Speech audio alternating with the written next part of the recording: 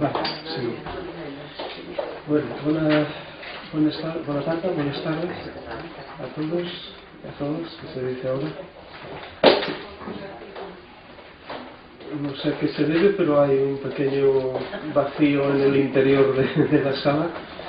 En fin, nosotros vamos a continuar, que hay, como siempre, mucho trabajo a hacer, trabajo importante, y trabajo, me atrevería a decir, si me lo permitís, casi único, ¿eh? Casi único, sabe decir. Vamos a continuar con la lectura de la Zora 101. La Zora 101.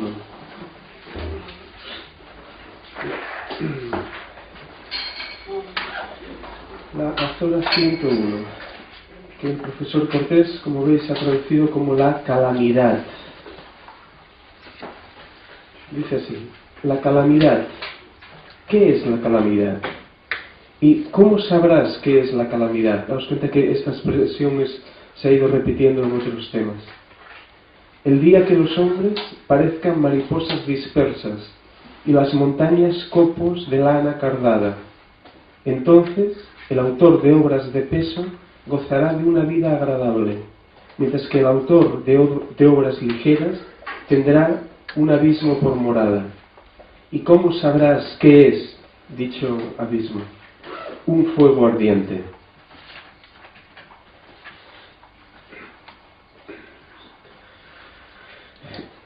Por lo tanto, Caria, la calamidad, que podríamos traducir también la que golpea, la que arranca, la que llama, es una frase breve también de Meca.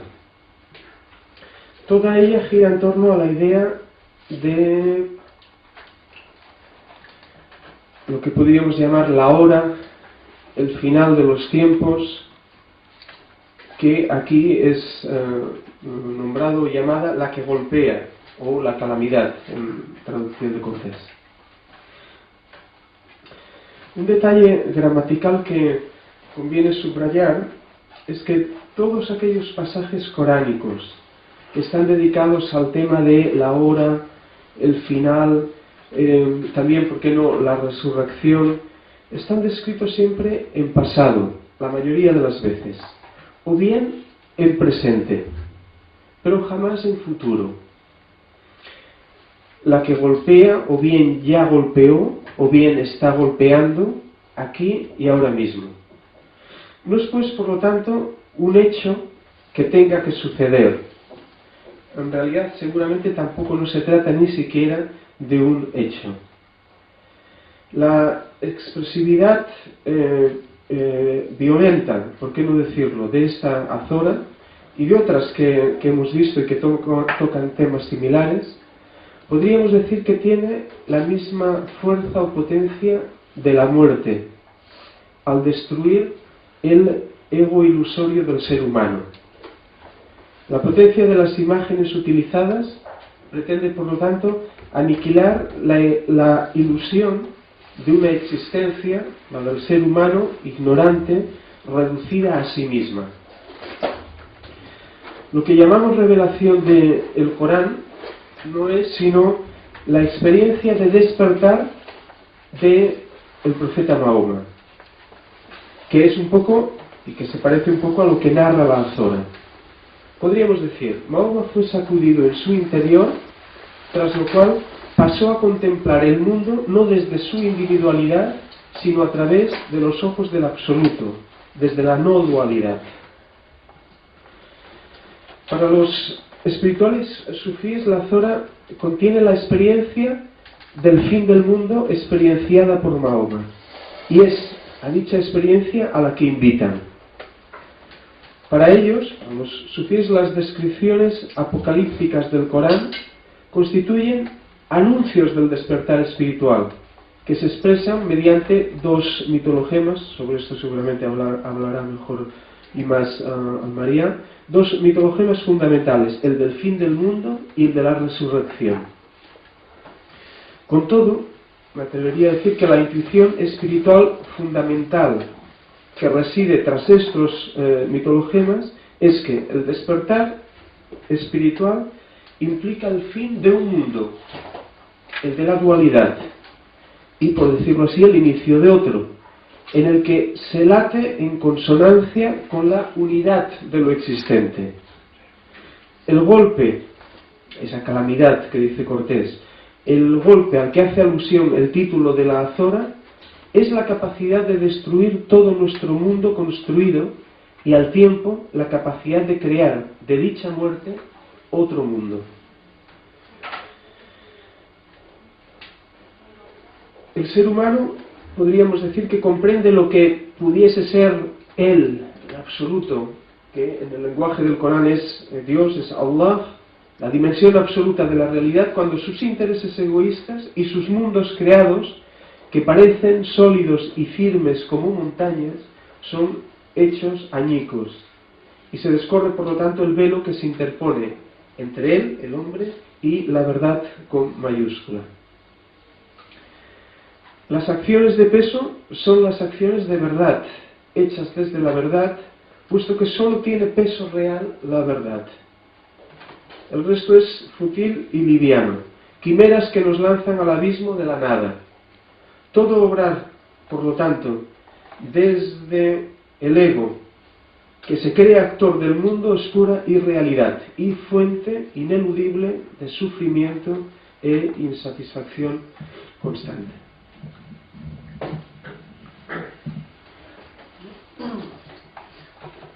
Para mí la expresión de la gran calamidad es totalmente mitológica. Pero el Corán explota la fuerza expresiva del cataclismo del día del juicio, donde los hombres parecerán mariposas llevadas por fuertes vientos y las montañas flotarán por los aires como copos de lana cargada. Ese día terrible, los autores de obras de peso, porque no eran vacías, vanas, asentadas en el ego, sino asentada en la visión de los signos, recibirán una vida agradable. Los autores de obras ligeras, porque eran vacías, necias, fundamentadas sobre la nada del supuesto de la propia realidad, tendrán un abismo por morada, la nada. La calamidad se produce por la discriminación interior, consciente o inconsciente, a lo largo de toda la vida y especialmente al final de ella. La discriminación que opera desde nosotros, pero ajena a nuestra voluntad, asienta sobre lo real o sobre el abismo de la nada de nuestra nada. Si es la propia discriminación que procede del que es, el que asienta en lo real o en la nada. ¿Cómo sabrás a qué lado te ha empujado tu discriminación? Que es la del único actor. Es discriminación interior porque aquí no hay nadie, sino el único actor. O tu vida, ¿cómo sabrás a dónde te ha empujado tu discriminación? O tu vida será pacífica y agradable, o te situarás en el fuego siempre insatisfecho y siempre renovado del deseo. La discriminación discrimina a individuos, a pueblos y a la humanidad entera. Deberíamos reflexionar seriamente para no ser devorados por el abismo de la nada y por el fuego del deseo como individuos, como pueblos y como especie entera.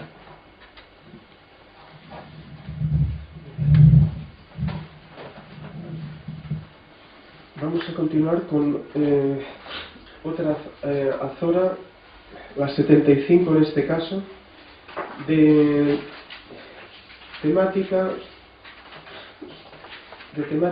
ligeramente similar.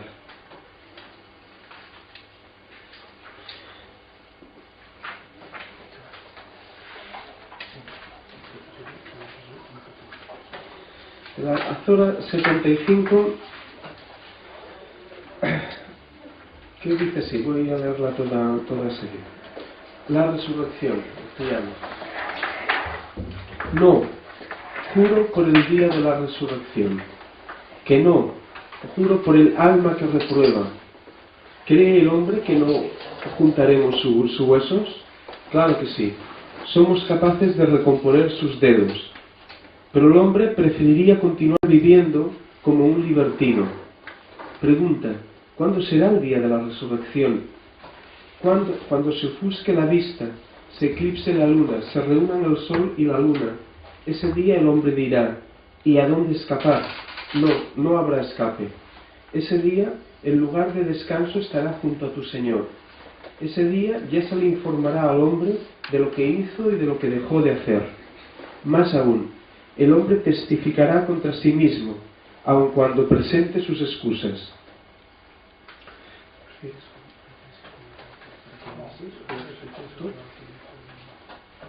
Continúo. No muevas la lengua al recitarlo, para precipitarla. Se refiere al Corán. Somos nosotros los encargados de juntarlo y de recitarlo. Y cuando lo recitemos, sigue la recitación. Luego a nosotros nos toca explicarlo. Pero no, en lugar de eso amáis la vida fugaz y descuidáis la otra vida. Ese día unos rostros brillarán mirando a su Señor, mientras que otros ese día estarán tristes, pensando que una calamidad les alcance. No, cuando suba hasta las clavículas, se diga: ¿quién es encantador? Crea, llegado el momento de la separación, y se junte una pierna con otra. Ese día la marcha será hacia tu Señor. No creyó ni oró, antes bien desmintió y se desvió. Luego se volvió a los suyos con andar altanero. ¡Ay de ti! ¡Ay! Sí, ¡ay de ti! ¡Ay! ¿Cree el hombre que no van a ocuparse de él? ¿No fue una gota de esperma eyaculada y luego un coágulo de sangre? Él lo creó y le dio forma armoniosa, e hizo de él una pareja, varón y hembra. ¿Ese tal no será capaz de devolver la vida a los muertos?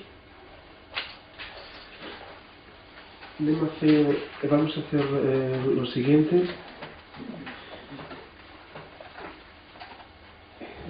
Es una zora de Meca, digo dos ideas de introducción con 40 leyes.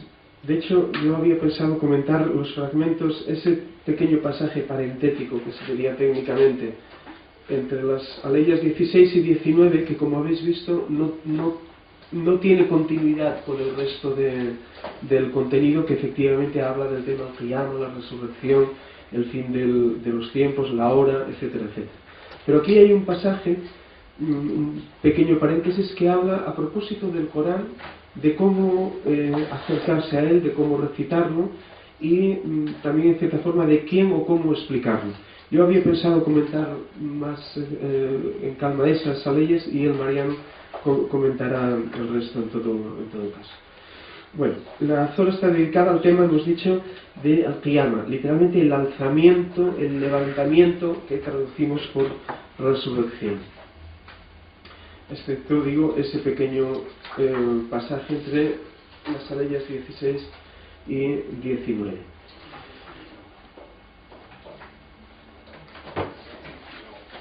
Si bien todas las aleyas que tocan el tema, por decirlo así, de cómo leer, cómo recitar, por lo tanto, cómo acercarse al Corán, van dirigidas expresamente al profeta Mahoma, se han de entender, a mi modo de ver, de forma general, con lo que incumben a todo aquel que se acerque a leer y estudiar el Corán. A nosotros, por ejemplo, ahora.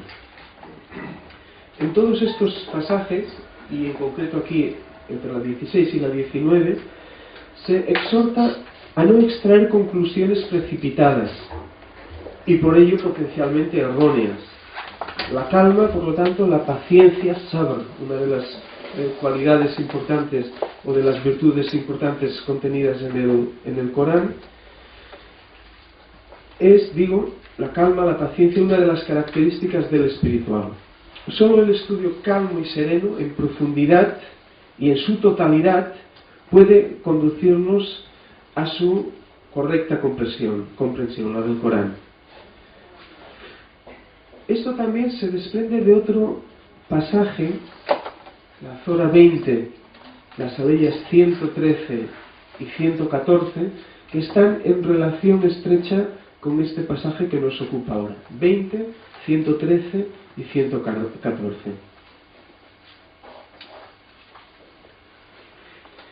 Se insiste, por lo tanto, en la necesidad de asimilar el texto coránico lenta y pausadamente, reflexionando profundamente sobre el significado de cada palabra y proposición, e incluso sobre el contenido semántico transmitido a través de la fonética, pero instando en todo momento a no quedarse solamente en la verborrea recitativa, como suele ocurrir, o en la mera musicalidad del lenguaje coránico.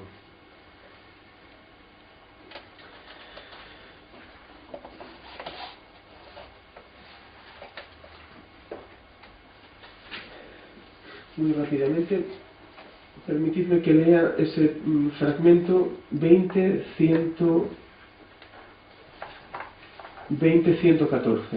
Exaltado sea Dios, el Rey verdadero. No te precipites, se refiere al profeta Mahoma, en la recitación antes de que te sea revelada por entero. Y di, Señor, aumenta mi ciencia. Bueno saber que esta última expresión, Señor, aumenta mi ciencia, constituía una invocación del profeta Mahoma. Señor, aumenta mi ciencia, Señor, aumenta mi conocimiento, que él mismo transformó en la siguiente expresión, Rabbi zidni khaira, Señor, aumenta mi admiración, mi perplejidad, mi capacidad de asombro. Es decir, el conocimiento no otorga seguridad, sino más y más perplejidad. De ahí que el camino sea, lo hemos dicho muchas veces, de perplejidad en perplejidad. Y esto es a veces lo que le vuelve al camino más difícil de soportar, sobre todo a quienes desean seguridad, comodidad y verdades a las que agarrarse. El conocimiento no es, pues, saberlo todo para estar seguro. De ahí que en el camino sean más importantes casi las preguntas que las respuestas. En realidad el Corán, yo me atrevería a decir que todo texto sagrado plantea más y más interrogantes, pero no da respuestas. O las da, pero a renglón seguido plantea nuevos interrogantes. Por lo tanto, a más conocimiento, más perplejidad y más asombro. En el camino interior solo hemos de pedir conocimiento, esto es, mayor capacidad de maravillamiento, si se puede emplear la palabra. Un buscador genuino es alguien capaz de asombrarse radicalmente frente a las cosas. Y es que, a ojos sufíes, el camino interior implica perplejidad, es decir, el estado de estupefacción que produce la experiencia del roce de lo maravilloso de la existencia. Se ha de decir, por lo tanto, que el Corán y por extensión el mensaje espiritual de los grandes maestros va dirigido primariamente a la razón del hombre. Lee y comprende lenta y pausadamente, reflexionando. Y es que, y eso se ha de decir, el sentimiento por sí solo nunca puede proporcionar una base suficiente y sólida para el camino espiritual. Respecto a la expresión, a nosotros nos toca explicarlo, 75, 19. Luego a nosotros nos toca explicarlo, dice. Un gran erudito, comentarista egipcio, Muhammad Abduh, afirmaba que el Corán es el mejor comentario de sí mismo. Obsérvese esto sí como dato interesante, que en las aleyas que nos ocupan utiliza el Corán un plural majestático, nosotros, cuando, yo me tengo que decir como recurso literario, es Allah, es Dios que habla de sí. En otros pasajes habla en primera persona, en tercera incluso. Según los comentaristas sufíes, se pretende con ello despersonalizar a Allah, a Dios. Esto es, romper la posible personalización que el hombre podría llevar a cabo al usar una sola forma verbal.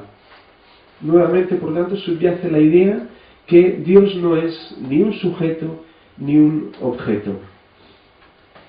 Y ahora sí, ya por último, dos notas a propósito del sentido de la resurrección, que estoy seguro María tratará más en extenso y con más precisión. En primer lugar, decir que no se trata de un hecho futuro, sino presente.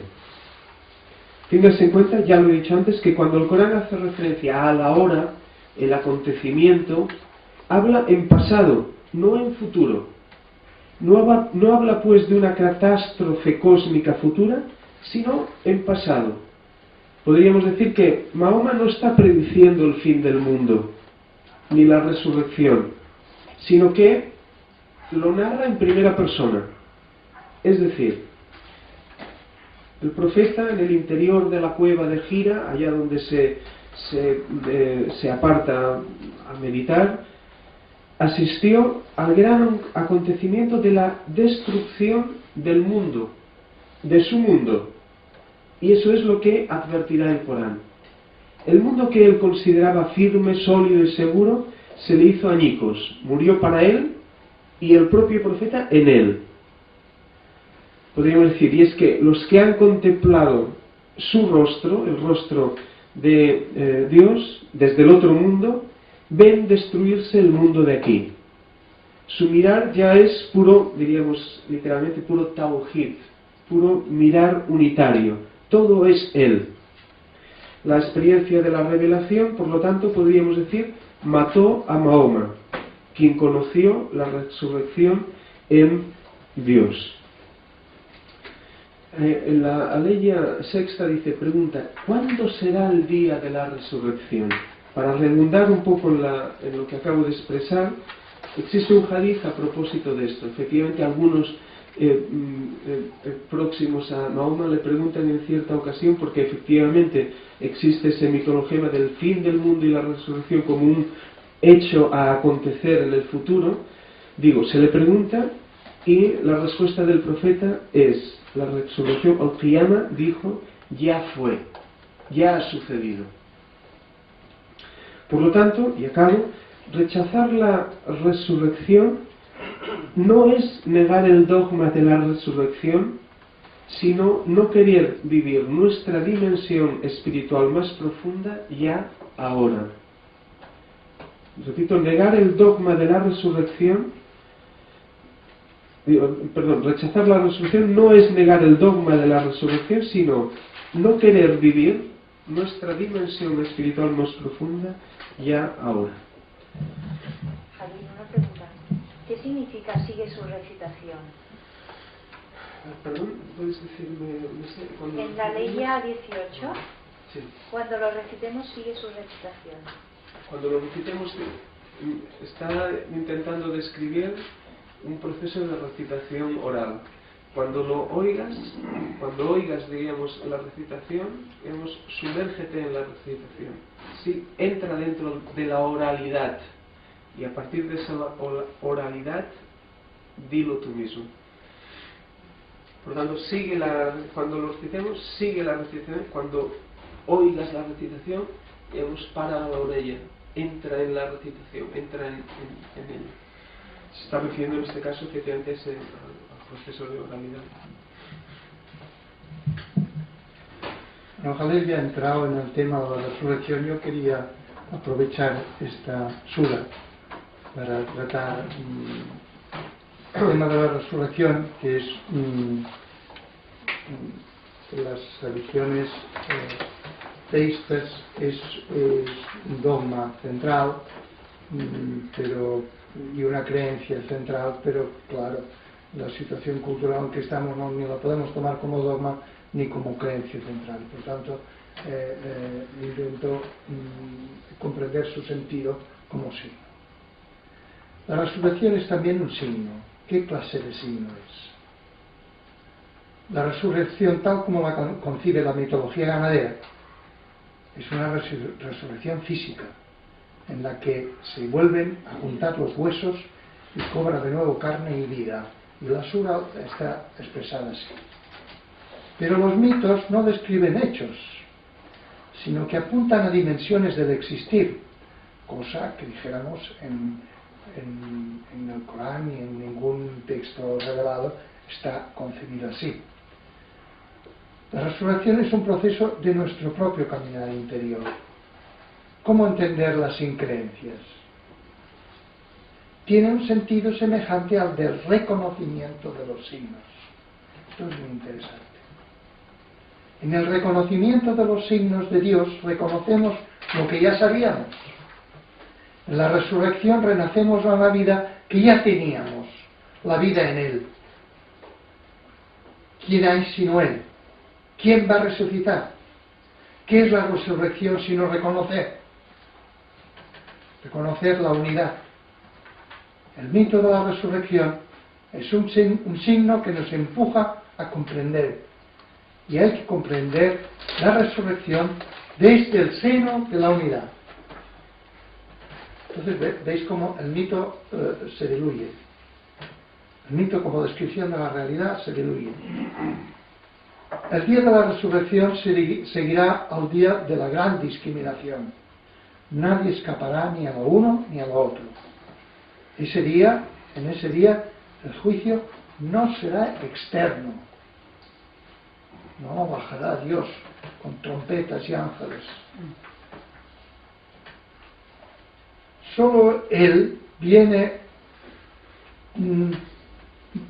Él viene esta revelación. Ahora, como Palma, me parece a mí, aunque como ha dicho Jalil, es una incrustación estas aleyas, pero yo creo que tienen una cierta relación. Solo de Él viene esta revelación y toda revelación. De Él viene la revelación del juicio y de la resurrección, que es verdadera revelación a los que empresaran mitos. Él junta la revelación, la recita y la explica. Solo de Él viene la palabra sagrada y su comprensión. De Él viene el uso que hace de palabras humanas y de mitos construidos por nosotros mismos para expresar en ellos su revelación. De Él viene que comprendamos su revelación innombrable en palabras y mitos humanos.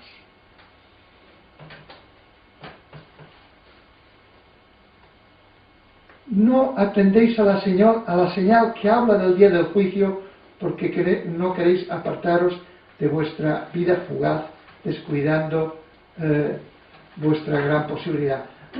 El juicio es una señal. No es idea, ya. Es un signo. La sura describe el juicio que sigue a la muerte. Ningún encantador tendrá un conjuro para librar de la muerte. Concibe la muerte como la separación del alma y del cuerpo para presentarse ante su Señor. Ese día unos rostros brillarán y otros estarán tristes.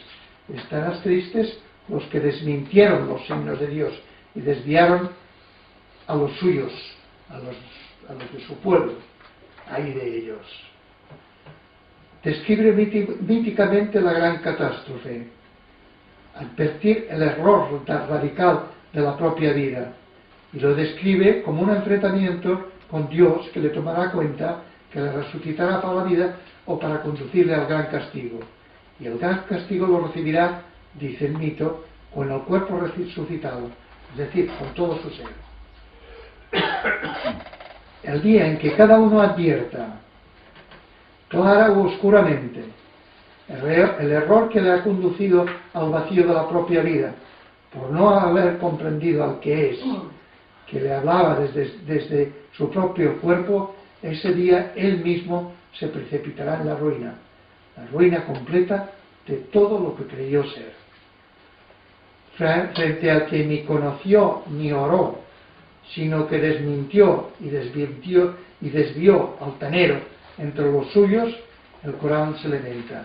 Ay de ti, sí, ay de ti, ay. El que comprende su propia ruina no es nadie, sino es lo que creyó ser. Pero su ruina pervive en los suyos. Muere reconociendo su nada, sin poder reconocer su verdadero ser, y legando su fatídico error a las generaciones que le sigan. No podemos olvidar, leyendo la sura, que el Corán, como no podía ser de otra manera, exhorta a creer en la resurrección desde la epistemología, desde las perspectivas de la epistemología mítica. No podemos olvidarlo eso. Nosotros hemos de comer lo que el Corán dice a través de la mitología desde la que se expresa y aceptar su exhortación, sin que eso tenga que implicar retroceder a una epistemología que nos hemos visto forzados a abandonar, no por infidelidad, sino por razones culturales y por consiguiente por fidelidad a la verdad.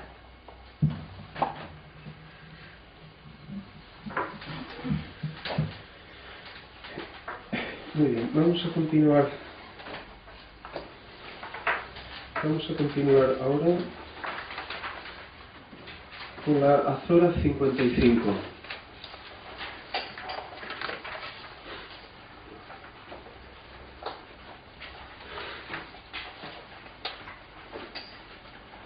Azora 55.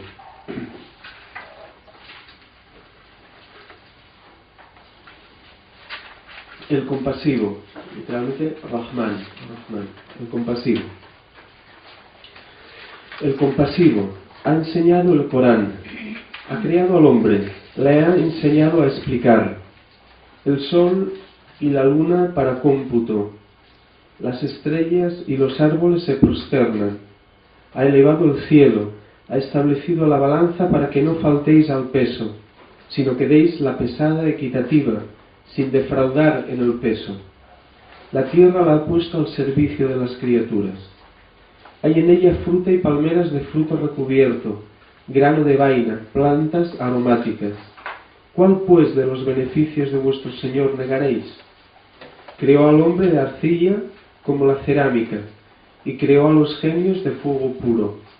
¿Cuál pues de los beneficios de vuestro Señor negaréis? Señor de los dos orientes y Señor de los dos occidentes. ¿Cuál pues de los beneficios de vuestro Señor negaréis? Ha dejado fluir las dos grandes masas de agua que se encuentran, pero las separa una barrera que no rebasan. ¿Cuál pues de los beneficios de vuestro Señor negaréis? De ambas provienen la perla y el coral. ¿Cuál pues de los beneficios de vuestro Señor negaréis? Suyas son las embarcaciones que sobresalen en el mar como mojones. ¿Cuál pues de los beneficios de vuestro Señor negaréis? Todo aquel que está sobre ella, sobre la tierra, es perecedero, pero subsiste tu Señor, el majestuoso y honorable. ¿Cuál pues de los beneficios de vuestro Señor negaréis? Los que están en los cielos y en la tierra le imploran. Siempre está ocupado en algo. ¿Cuál pues de los beneficios de vuestro Señor negaréis? Nos ocuparemos detenidamente de vosotros. Dos cargas. ¿Cuál pues de los beneficios de vuestro Señor negaréis?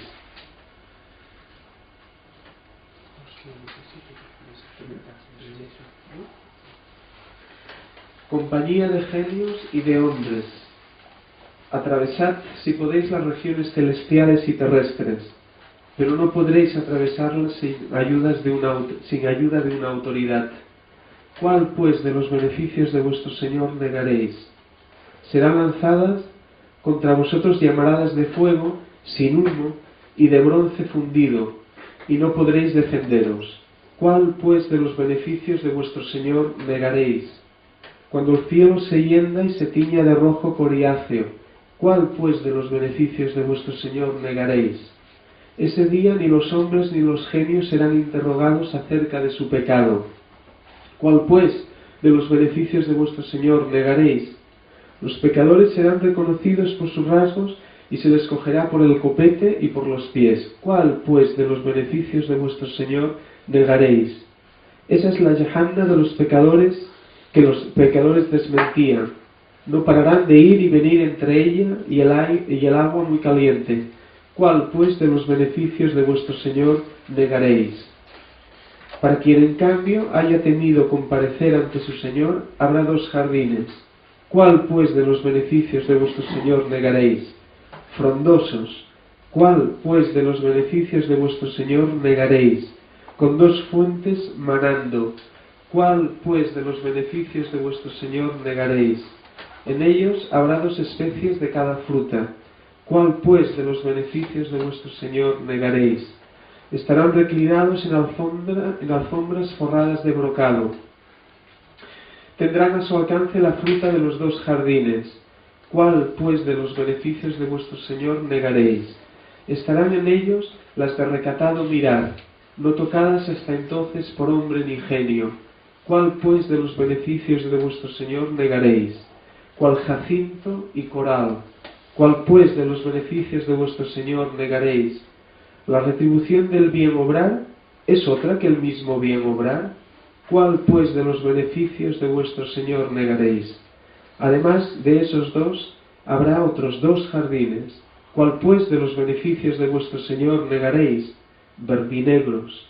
¿Cuál, pues, de los beneficios de vuestro Señor negaréis? Con 2 fuentes abundantes. ¿Cuál, pues, de los beneficios de vuestro Señor negaréis?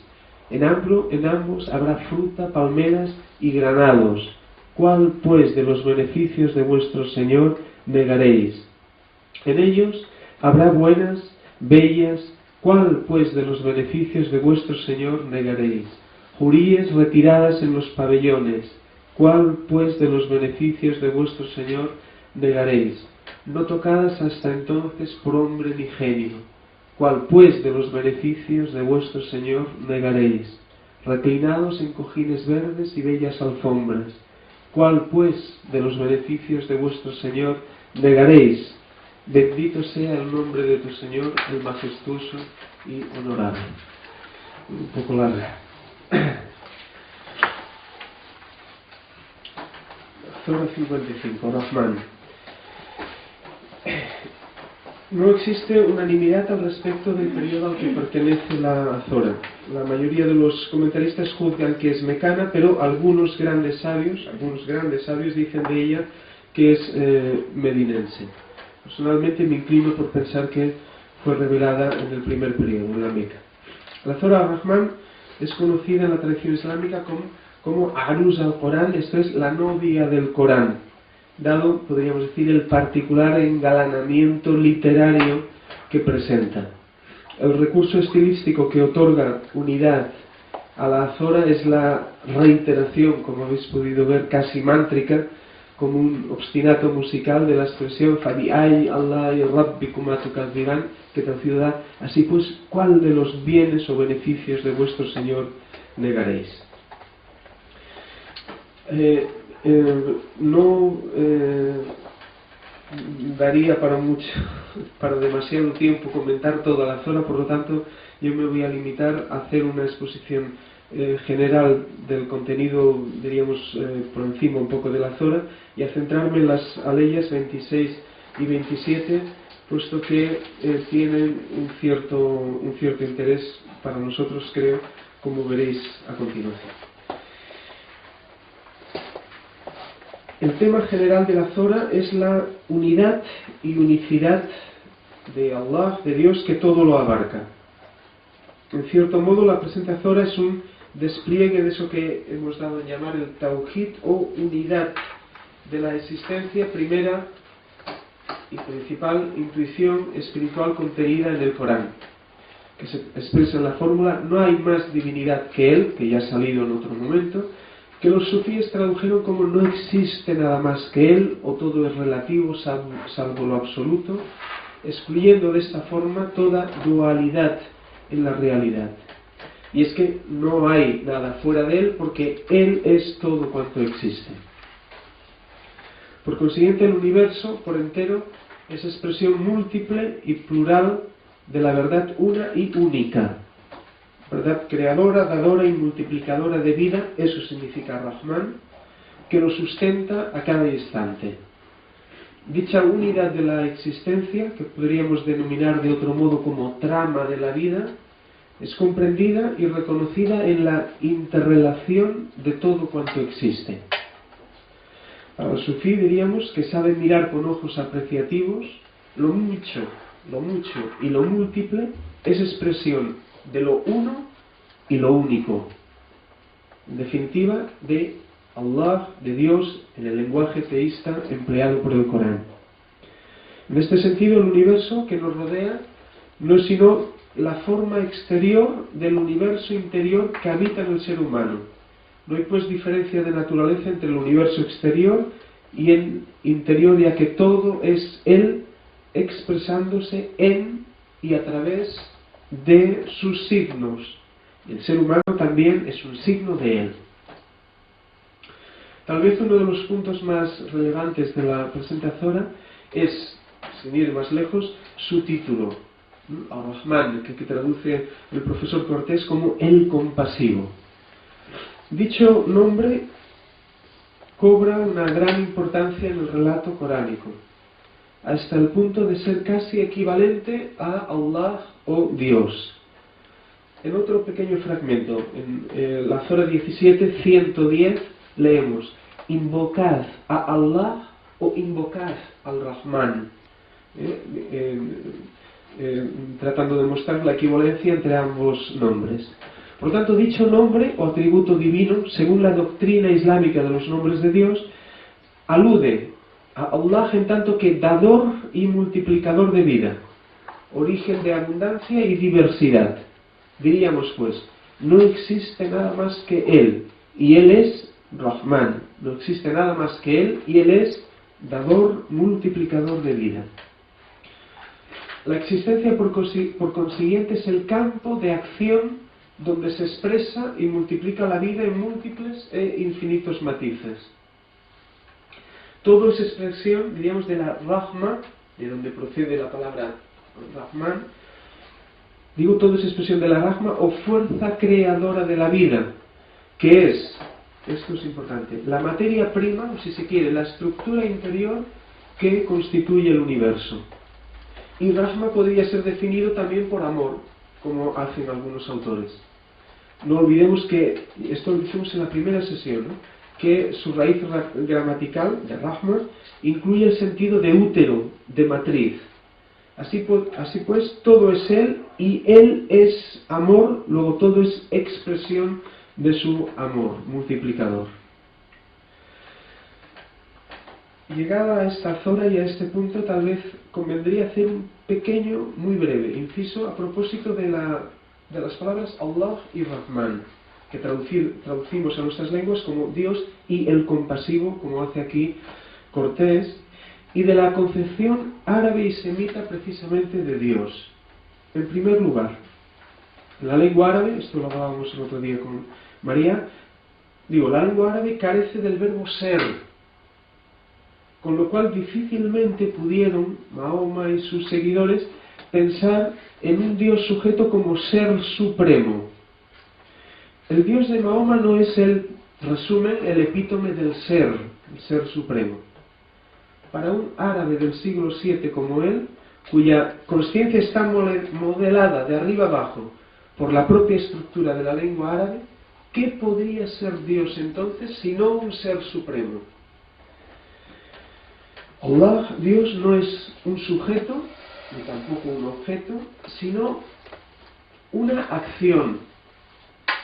Por lo tanto, el mundo no es sino el espacio en el que sucede la acción de Allah, la acción de Dios, que más que sujeto podría ser equiparado, podríamos decir, a la naturaleza de verbo, y más concretamente de participio activo.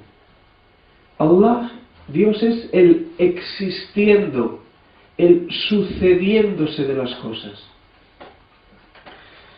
Y ahora sí, ya dicho esto, me refiero con más precisión a las leyes 26 y 27, en las que se sustenta uno de los pilares más importantes del sufismo, la doctrina de lo que podemos decir Fana Baqa, de la extinción humana y subsistencia divina.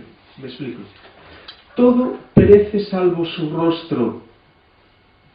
Lo que da sentido a las cosas es pues su vaciamiento.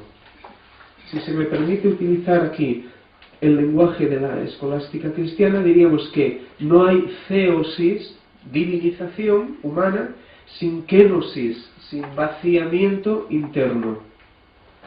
O lo que es lo mismo, quien se vive a sí mismo como nada, lo vive a él como todo. Un sufí como Rumi, como sabéis, de fuerte querencia musical, usó precisamente el símbolo del ney, de la flauta derviche de caña, para ejemplificar lo que estamos tratando de explicar aquí. Y lo que da sentido organológico al ney como instrumento de viento es precisamente su vacío interior, gracias a que está vacío, la columna de aire puede circular libremente a través de él, creando 1001 sonidos. Vacío de todo, o si se quiere, lleno de nada. El Ney de Rumi es un símbolo del hombre de conocimiento, que no es sino el ser vaciado de sí mismo, a través del cual transita el aliento divino.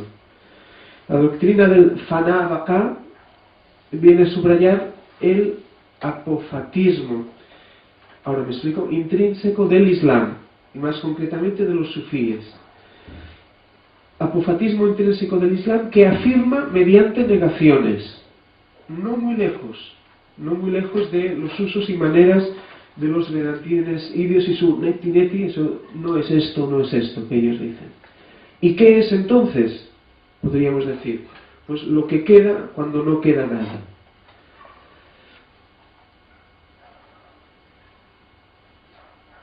En paralelo a estas aleyas 26, todo lo que está sobre la tierra perece, todo lo que está sobre la tierra hace faná, pero Baka subsiste tu Señor. En paralelo a estas dos aleyas traigo a colación una última y con esto acabo. La aleya 88 de la Azora 28, que dice así: todo está pereciendo salvo su rostro. Todo está pereciendo salvo su rostro. Que viene un poco a completar esta explicación. Y lo menciono por una razón, dado que esta aleya a menudo suele traducirse en futuro, o bien en presente, como hace Cortés si lo comprobáis, pero con sentido de futuro. Es decir, todo perecerá salvo su rostro, y ya estamos con el problema nuevamente. O todo perece salvo su rostro, pero indicando que será en el futuro. El texto literalmente dice: todo está pereciendo ya. La forma verbal árabe presente en la aleya tiene forma de gerundio, o de lo que en inglés se conoce como presente continuo. Y es que la extinción de las cosas en él no es un acontecimiento futuro. En realidad no se trata de ningún hecho tampoco, sino de algo que está sucediendo ya, ahora y aquí, ante nosotros y en nosotros.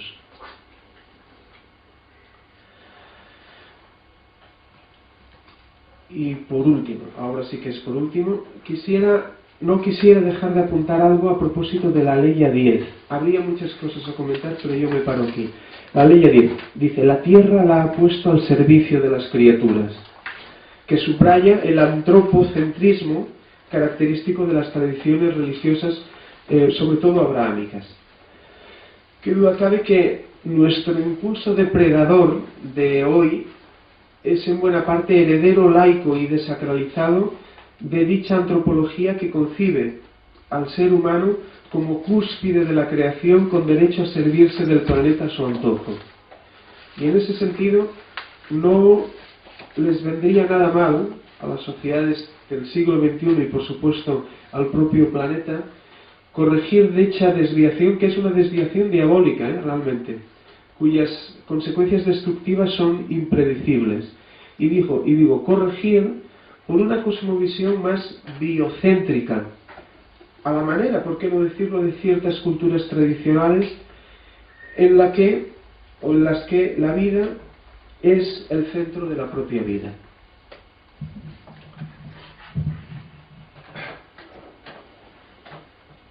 Bueno, como ya ha dicho Jalil, esta es una sura de la unidad y a mí me parece bella. Y veréis como todo es su obra. Dios es compasivo porque es el compasivo ha enseñado el Corán. Porque es compasivo, ha creado al hombre con su capacidad de comprender. Ha creado la luna y la cultura, que los usa para calcular el tiempo. Esto es muy interesante, como va mezclando las obras de la naturaleza y las de la cultura, como sus obras. La sura va aumentando las grandes obras de Dios en la naturaleza y en la cultura. Las estrellas, los árboles, el alto cielo, pero también las pesas y medidas para que seamos equitativos. La tierra y las cosas que la agricultura cultiva, frutas, palmeras, granos, plantas aromáticas, están haciendo referencia al cultivo. ¿Cuál de estos beneficios de vuestro Señor negaréis? ¿No reconoceréis los signos del compasivo? Tanto en las cosas naturales como en la cultura. Esta invitación a la reflexión se va repitiendo a lo largo de la sura. Es una invitación a la reflexión. Creó al hombre de barro y al genio de fuego, a los orientes y a los occidentes, a las masas de agua de los océanos, de las que extraéis perlas y coral. ¿Veis cómo mezcla la naturaleza y la cultura? La navegación también es obra suya. Creación suya es la naturaleza y la cultura, porque Él es el único actor. Todo eso son signos de Él. ¿Negaréis esos signos? ¿No reconoceréis en esos signos lo compasivo? Reflexionad, porque todo lo que está sobre la tierra es perecedero, menos Él. Todo depende de Él y Él se ocupa de todos, y especialmente de los humanos. Todo muestra compasivo. Todos son muestras de su compasión, la naturaleza y la cultura. Si reflexionáis, comprenderéis que todos son gestos del compasivo, que aparecen y se desaparecen para que comprendáis que solo Él es. También sus castigos son su compasión, para que comprendáis. También el día de la discriminación que te muestra el infierno en que vives, es su compasión. Reflexiona y ve a los hombres que ya viven en la gehenna. ¿No reconoceréis los beneficios de vuestro Señor?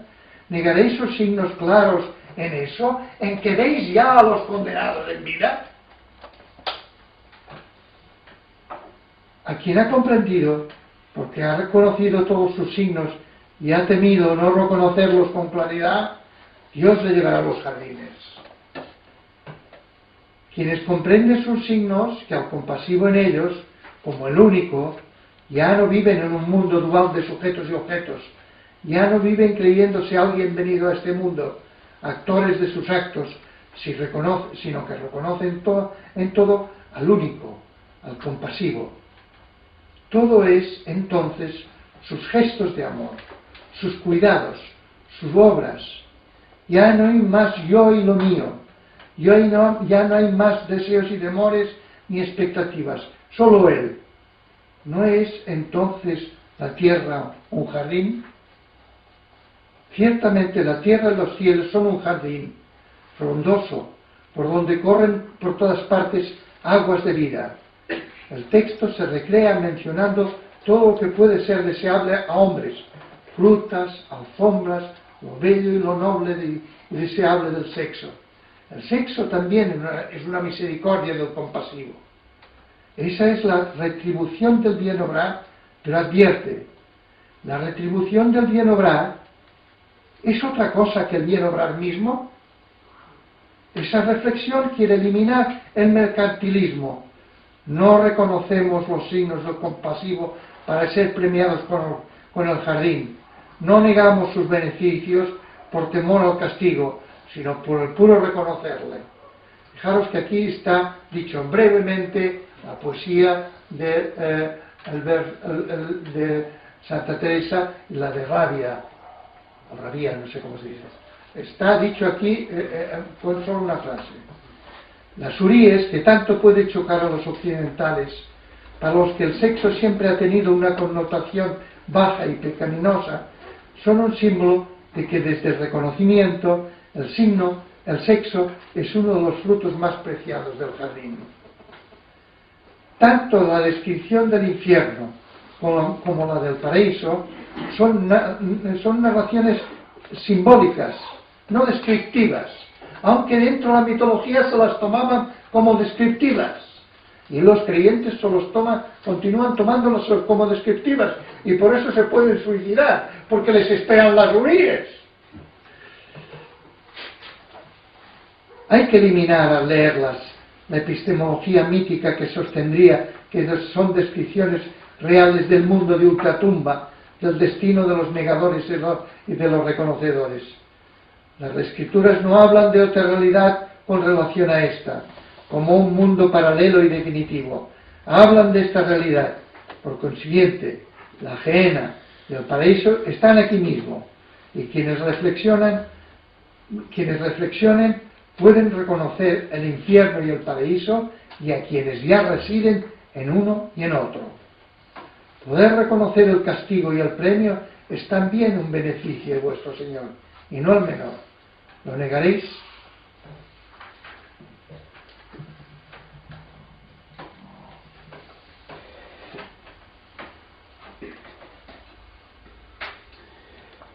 Vamos a proseguir.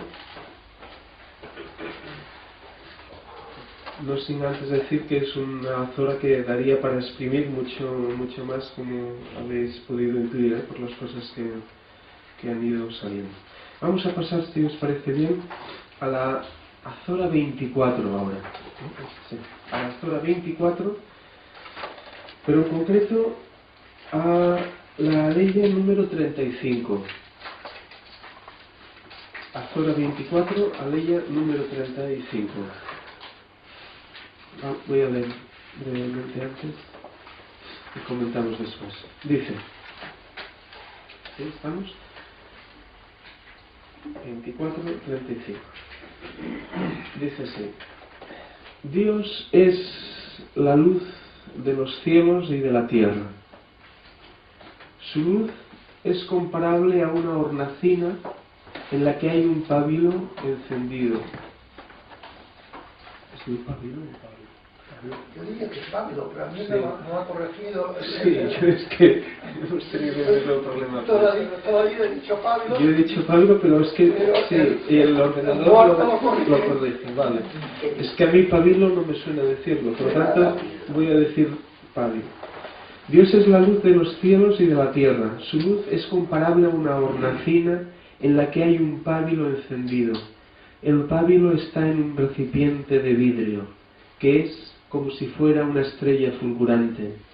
Se enciende de un árbol bendito, un olivo, que no es de oriente ni de occidente, y cuyo aceite casi alumbra, aun sin haber sido tocado por el fuego.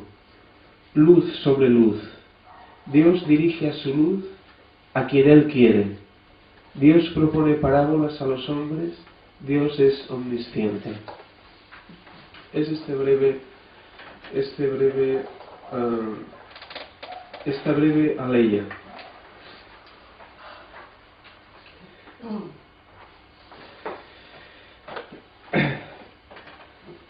Nos hallamos aquí ante una de los fragmentos más importantes del Corán, como es la llamada aleya de la luz, que da nombre a toda la azora. Aleya de la luz o Ayatun Nur.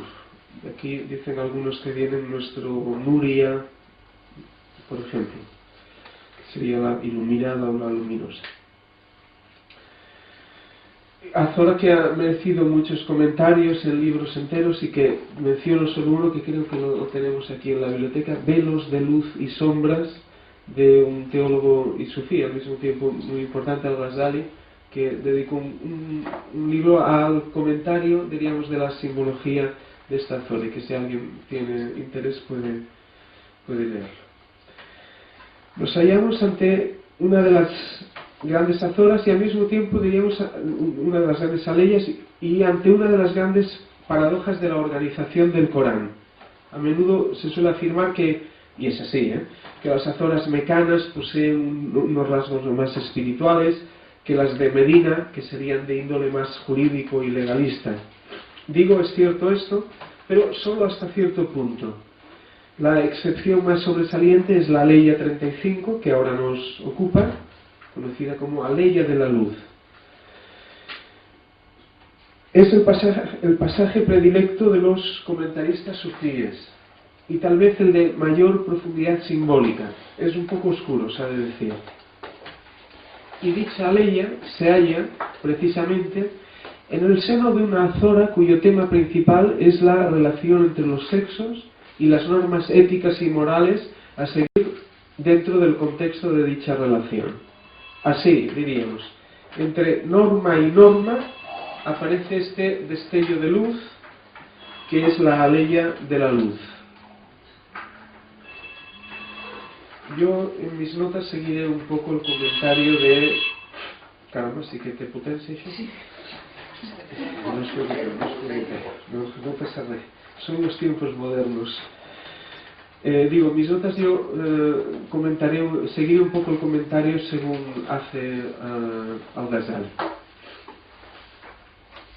La aleya arranca mediante una de las pocas expresiones afirmativas respecto a Dios que contiene el Corán. Ya hemos dicho que el Corán afirma negando: no hay más Dios que Dios, por ejemplo, no hay más realidad que Él. Pero en este caso afirmando: Dios es la luz de los cielos y de la tierra.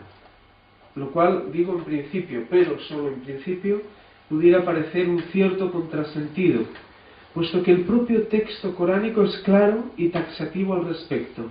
Nada hay que se asemeje a Él. Se nos dice en la Azora 42:11, y es muy importante. Nada hay que se asemeje a Él.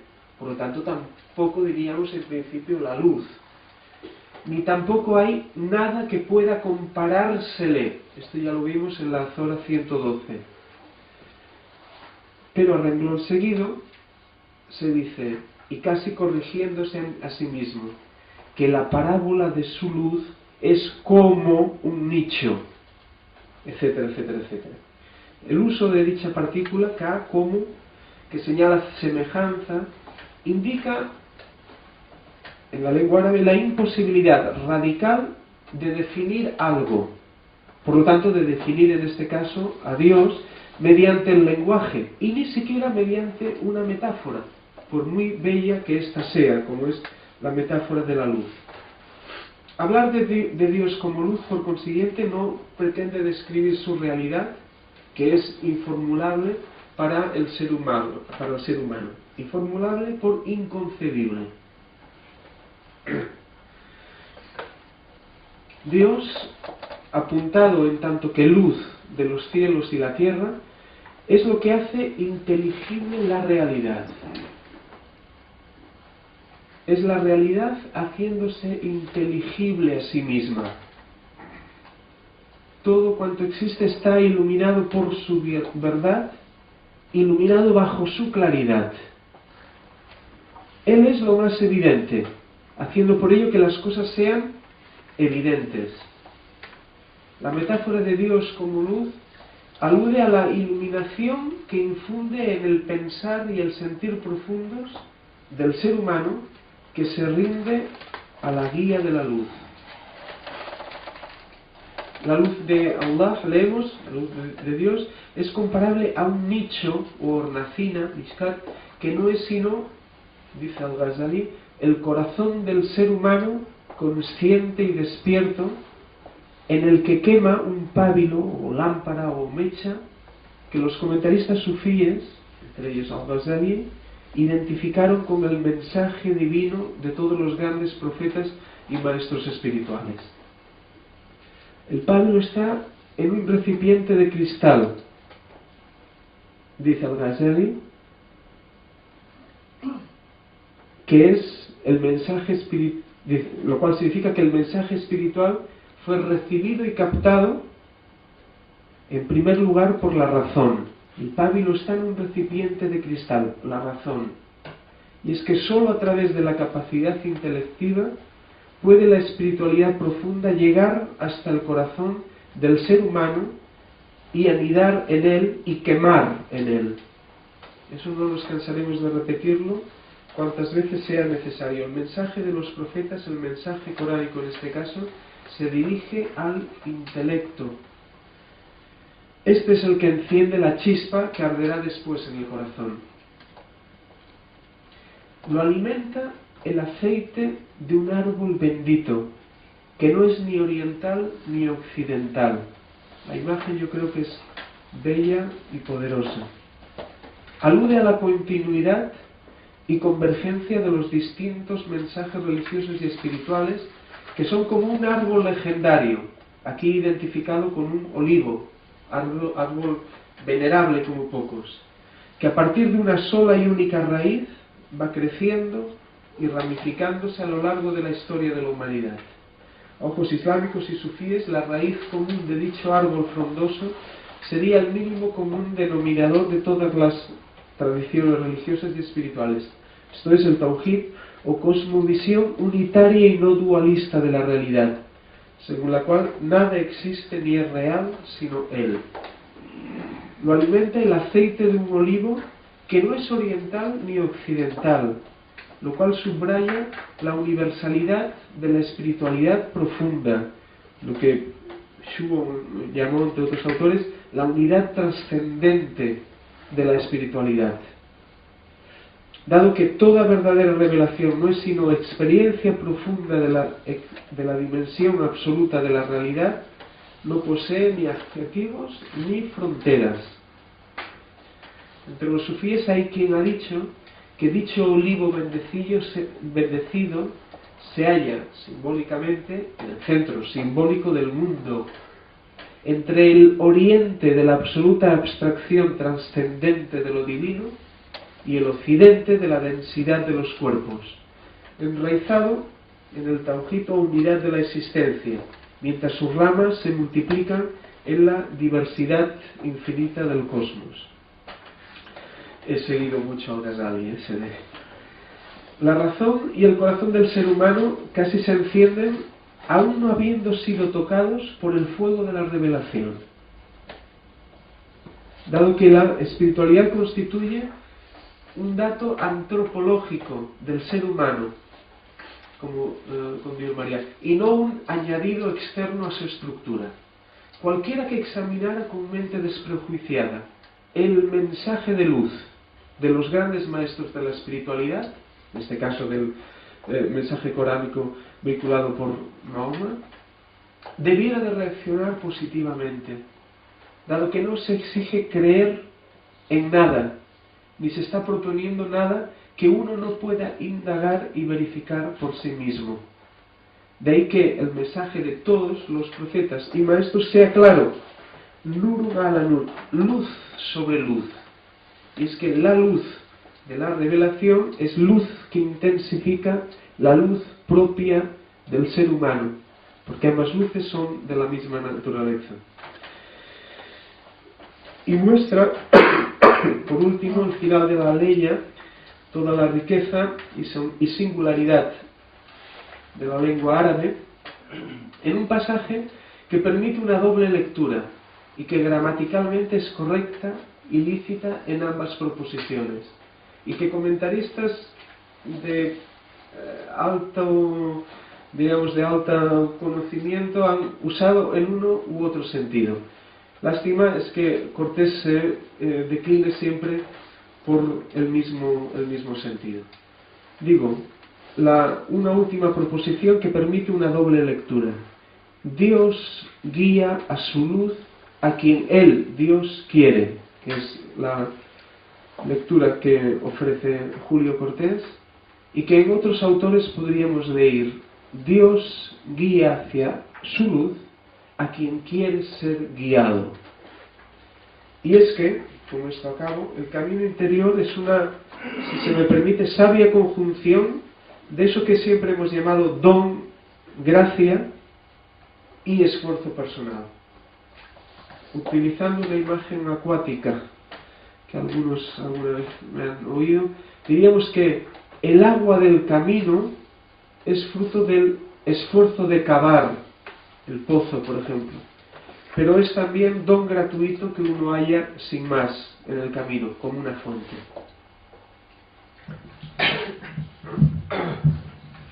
Yo os he de confesar que varias veces me había topado con esta idea y siempre había tenido la misma impresión. Qué bien te explica el muchacho. No había manera de cogerle el tranquillo. Pero ahora me parece que se lo he cogido. Ahora y resulta ser una imagen bellísima y muy potente. Dios es la luz. Dios es luz. Es la luz que brilla en los cielos y en la tierra. La luz del sol, la luna y las estrellas son solo un reflejo de la luz que lo ilumina todo. Pero esa luz está siempre en hornacinas. Está siempre en cada una de las criaturas y en el corazón de los hombres y las mujeres. No está suelta. No luce nunca fuera de esas hornacinas. Todas y cada una de las criaturas, todo y cada uno de los humanos, son sus hornacinas, las que hay un pábilo encendido. Ese pábilo encendido, en ese pábilo encendido brilla su luz, Él. Reflexiona y verás que las criaturas de los cielos y de la tierra son solo hornacinas, cada una con su luz, que brilla a través de un vidrio más que una estrella.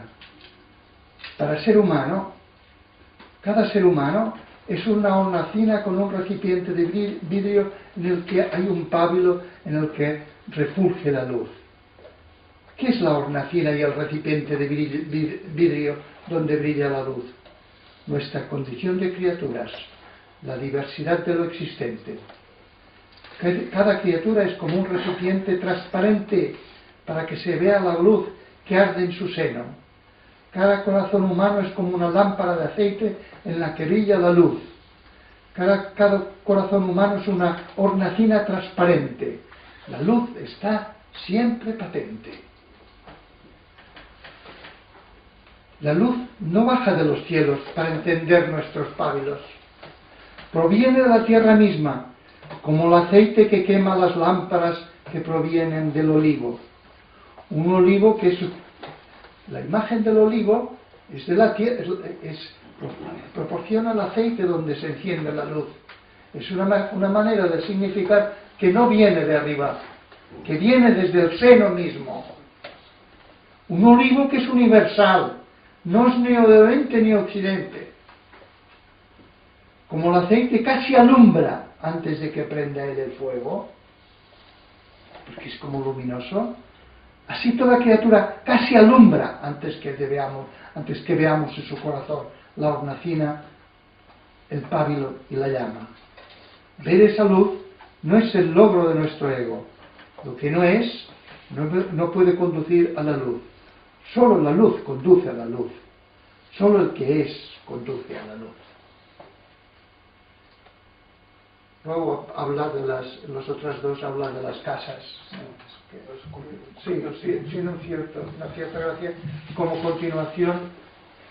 Claro, porque uno se pregunta si es así, ¿qué demontres pintan las mezquitas?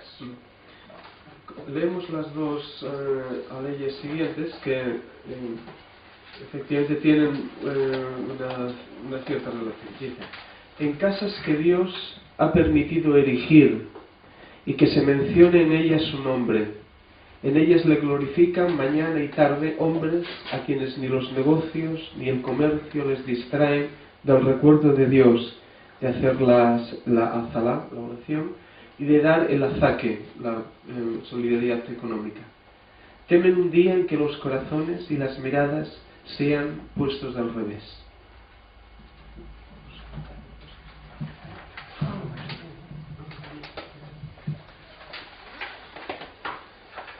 Bueno, podríamos decir que Dios ha permitido que haya casas en las que se mencione su nombre y se le glorifique mañana y tarde, a pesar de que Él no necesita casi ninguna, porque brilla desde el corazón mismo de cada criatura, sobre todo brilla desde el corazón de cada hombre.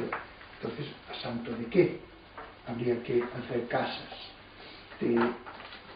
donde se ore, etc.? Pero estas casas ayudan a los hombres a recordarle mejor en medio de sus asuntos y negocios. Ayudan a recordarle que es orar y a practicar la limosna. Se acude a esas casas por temor a nuestra condición olvidadiza, para no ser condenados en el día de la discriminación. Una discriminación que se hace desde el corazón mismo de cada humano. ¿Cómo no va a ser así si en cada corazón de hombre o mujer brilla la luz? ¿No? son una ayuda.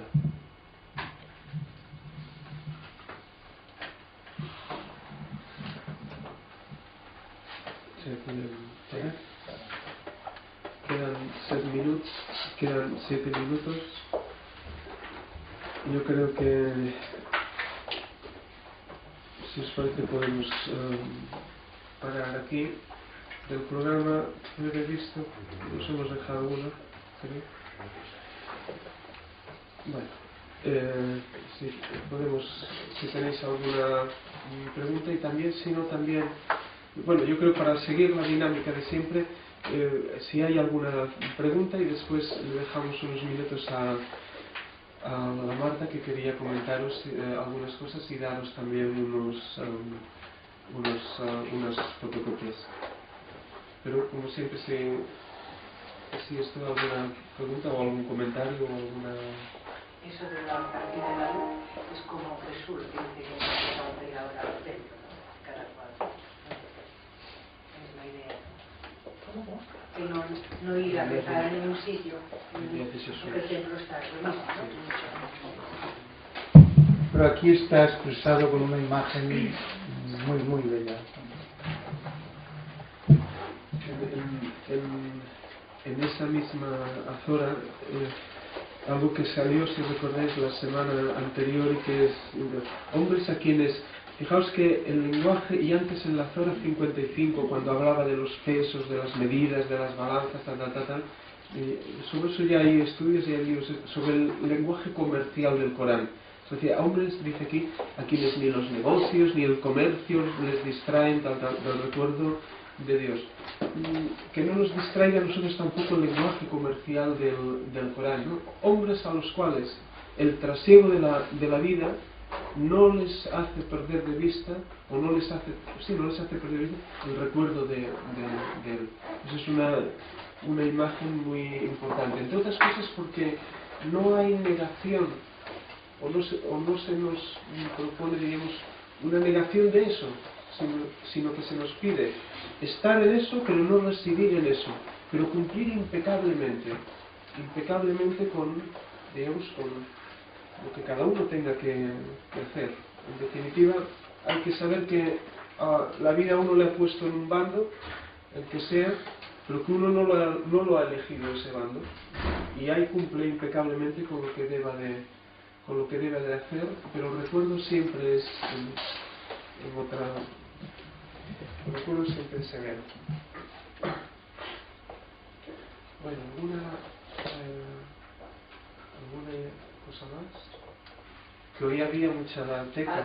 Has nombrado dos autores como en relación a la vida interior, como gracia, como don. Has hablado de unos... No sé si diría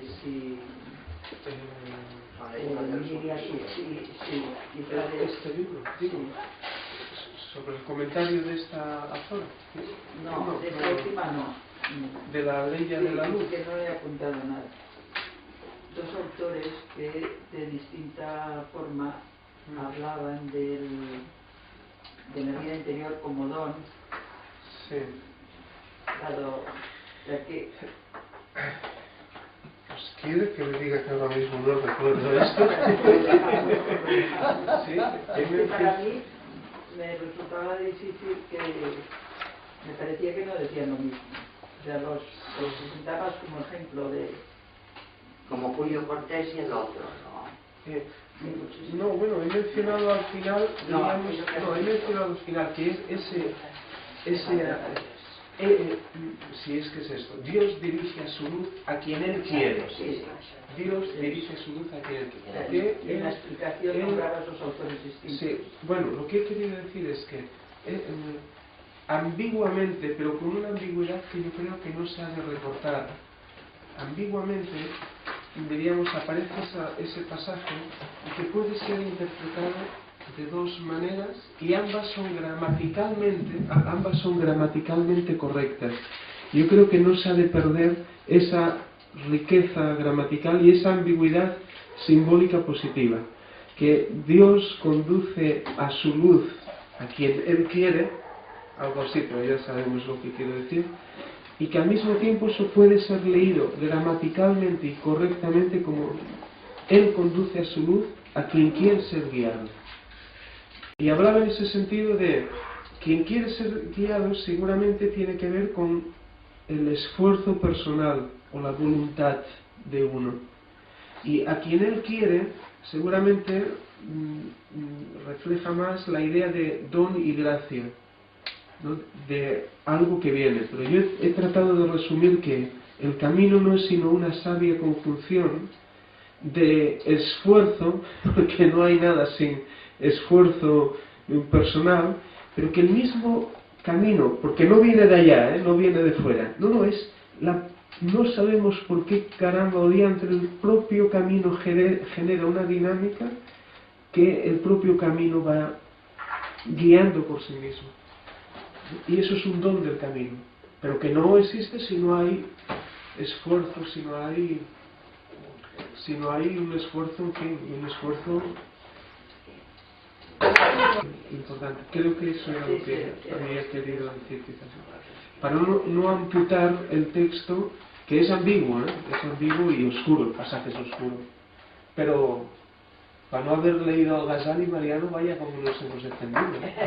Creo que le has dado vueltas, ¿eh? Me había enfrentado con él la todo Corán. Después me lo citaba en místico y digo, ¿qué es esto? Estaba claro, no se me lo ha ocurrido antes. Yo el comentario que puedo hacer es que hoy me ha encantado, o sea, ¿cómo lo habéis explicado? El del otro día también estuvo bien de comentario. No se me apure, no se me apure. No, no, pero está bien. hoy Pero está bien.